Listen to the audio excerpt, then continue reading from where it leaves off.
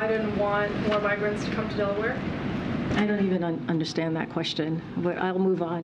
Oh, she's moving on. That was White House Press Secretary Karine Jean-Pierre dismissing a question about whether President Biden wants illegal migrants to come to his home state of Delaware. It's a perfectly fine question as the first migrants arrive at tent shelters built on New York City's Randall's Island. More are expected to arrive later this morning.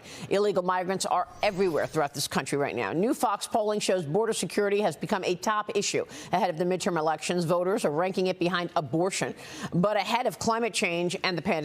Joining me right now is Florida Congresswoman, member of the Homeland Security Committee, Kat Cammack. Congresswoman, it's good to see you. Thanks very much. And you've made the point that today every state is a border state because migrants are coming in, 3 million on Joe Biden's watch. Your reaction?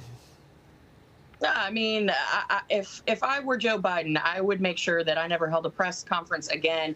I would not certainly put KGP, JP in front of a camera. I mean, this is embarrassing.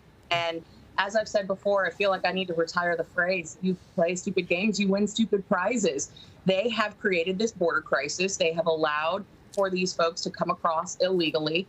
And now they're belly aching about the results. Every town in America is a border town because of the trafficker in chief. We know that. People are worried in Staten Island. Apparently, the migrants are being put in schools in Staten Island, and then you've got these tents throughout New York. I mean, my question is, why didn't we have these kinds of tents when we saw homelessness really peak? And it remains at peak levels. Homelessness is all over the country, certainly in big cities. How come the tents weren't put up for them? Now these illegal migrants are getting phones. They're getting, TVs. They're getting an opportunity to play video games, all that stuff in these tents. And authorities are still encouraging parents to double check their children's Halloween candy. Halloween coming up in a couple of weeks. And after a massive fentanyl bust at LAX in Los Angeles, officials took in 12,000 pills hidden in boxes of candy, Congresswoman, as we get even more reports of smugglers using Snapchat and TikTok to recruit people to drive migrants from the border into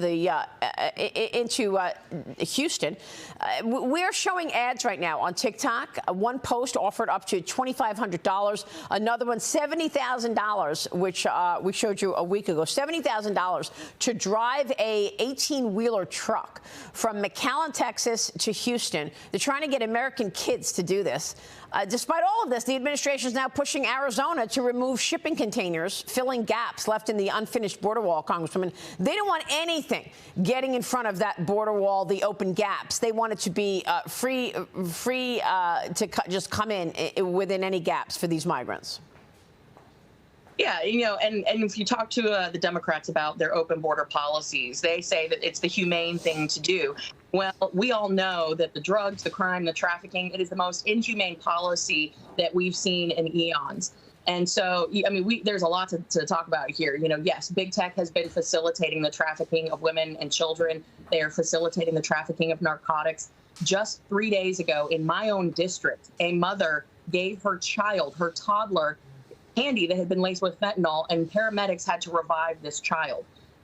This is happening all over the country. You talked about the tent cities. There was never this concern for our homeless population or our homeless vets. In fact, the Biden administration took money, $130 million, from the Emergency Shelter and Housing Program. It was designed for people on the verge of homelessness and our homeless veterans, and sent it to the border.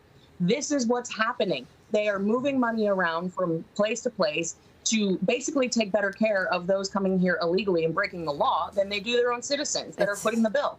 It's ludicrous, unacceptable, and it's going to change. I mean, it's just incredible. And the fact that the media is not reporting this, the only place you see these buses, the only place you see the border story is on Fox News and Fox Business. It's just incredible. This is a huge story. 3 million people coming in on Joe Biden's watch, up to a million gotaways. We don't know what their intentions are, and they've come into this country illegally. The White House is now working overtime trying to distract us on defending their oil production policy.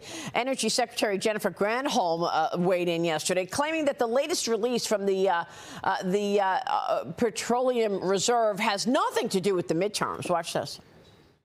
This is about what people are feeling on the ground. This is not about the political moment. It's not about the political moment, Congresswoman, even though he asked OPEC Plus to hold off on the production cuts until after the midterm elections. No, I mean, I think my colleague, Representative McCall, said it best. This is not the strategic political reserve where they keep tapping in over and over again, looking for some magic thing that is going to turn these midterms around. Listen, the Democrats have fumbled the ball at every single step, every turn. And now they're trying to put our national security at risk so that they may salvage a couple seats in the midterms. It's dangerous, and all the more reason why there's going to be a red wave.